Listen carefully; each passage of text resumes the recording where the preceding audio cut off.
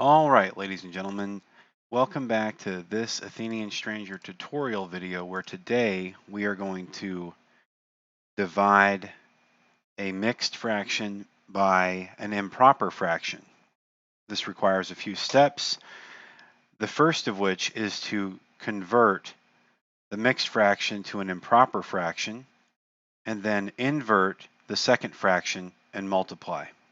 Let's go through the problem and then we'll go through the steps. We are asked to divide 5 and 5/6 by 9/8. So the very first step is to convert the mixed fraction into an improper fraction. And the way you do that is you multiply the denominator, 6, by the whole number, 5, you get 30. 6 times 5. Then you add the numerator. So 30 plus 5 is 35. And you write that 35 over this denominator right here. So 35 over 6. And then we're going to write times. And before we write 9/8, we have to flip the fraction. So instead of writing 9/8, we write 8/9. Okay? Now, the popular tendency is to actually multiply 35 times 8.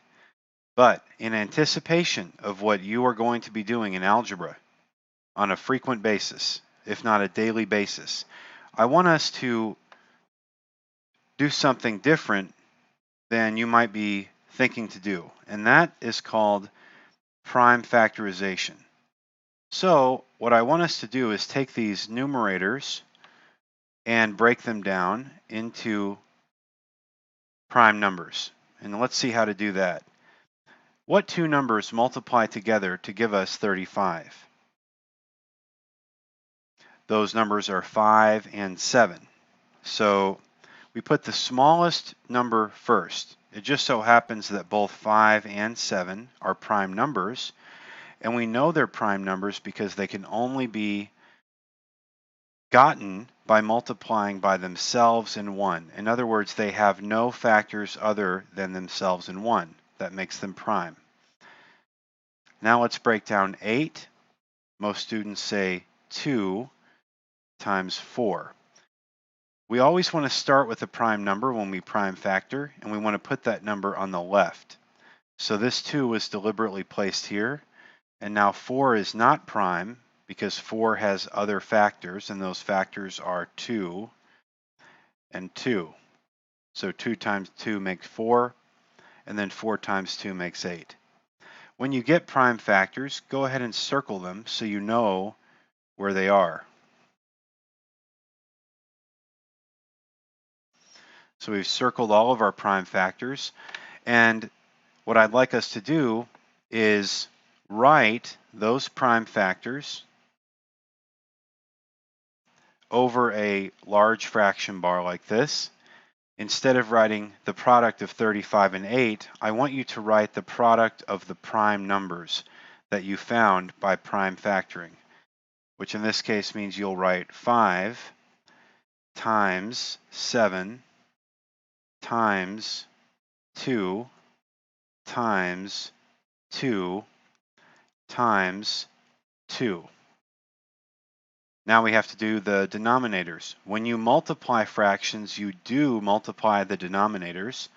So we need to multiply 6 times 9. Many people know that one off the top of their heads, but we are still going to prime factor 6 and 9 in order to keep this model of prime factorization at the forefront of our thoughts. Now, what is the smallest prime number that can be a factor of 6? 2. Okay, 2 times 3 is 6. 2 and 3 are both prime numbers, so we'll circle them. Now we'll break down 9. 9 is 3 times 3. Both of those 3's are prime numbers, so we'll circle them. In the denominator of our solution, instead of writing the product of 6 and 9, I want you to write the product of the primes, which is 2 times 3 times 3 times 3. Now what? Well, this is the fun part. We get to look in the numerator and denominator for any two numbers that are the same. So in this case, I see I have a 2 in the numerator and a 2 in the denominator. When you find a match, you can cancel them out. This is called simplification. Okay, so we're simplifying by reducing the number of prime numbers that we've got in the numerator and denominator. And let's see what that leaves us with. That leaves us in the numerator, okay, so follow with me and draw an equal sign in a new fraction bar, with 5 times 7 times 2 times 2. Over, in the denominator, we have those 3 3's. 3 times 3 times 3. Okay, now what? Well, now we're ready to recombine. Now that we've simplified, we've kind of gone in and pruned out the dead wood. Now we can bring it back together. So let's multiply these prime numbers on the top back together, and we'll get a single number, and we'll do the same thing on the bottom. So 5 times 7, that's 35. 35 times 2, just double it, that's 70. And 70 times 2 is 140. So in the numerator, your simplified numerator is 140. In the denominator, you have 3 times 3 times 3. 3 times 3 is 9. 9 times 3 is 27. So in the denominator, we have 27. The wonderful thing about this process is that once you prime factor and cancel, when you recombine the product of the primes, you end up with a denominator that is the most reduced denominator possible for any individual problem. So we can be assured that we will have a 27 in our denominator. Now what do we do? Well, we must now turn this improper fraction into a mixed number that consists of a whole number and a proper fraction. The way you do that involves some side work. Let's go over here and divide 140 by 27. Now this is two-digit division. The divisor has 2 digits, so we have to guess and check to see how many times 27 goes into 140. The problem is 27 does not go into 14, so we have to determine how many times 27 goes into 140. Number that we know off the top of our heads is 25. Okay, everybody deals with quarters and dollars, so 25 times 4 is 100. 25 times 5 is 25. 25 times 6 is 150. So if you're thinking about 27, it might be a good idea to try a number like 5. So here's how you do that. You just take 27 and you check, what is 27 times 5? What we're hoping to find is a number that is close to 140 but not greater than 140. 7 times 5 is 35. Carry the 3. 2 times 5 is 10 plus 3 is 13, so 135. We'll put a 5 above the 0 in our division problem and multiply 5 times 27. We will write that product 135 underneath 140.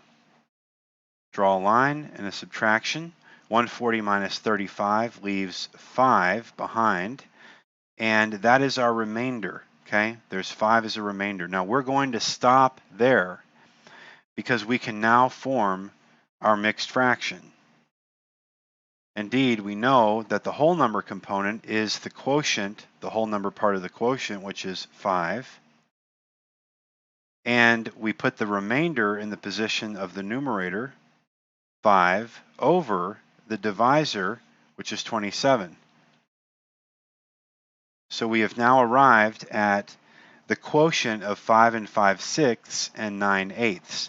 In other words, 5 and 5/6 divided by 9/8 is 5 and 5/27. I hope you found this tutorial useful. I'm going to make another part to this tutorial where we take a bit of a different approach once we get here, but this is in fact a very good way to solve this problem. Okay, please like the video if this was helpful to you. Please leave a comment or a question if you have one.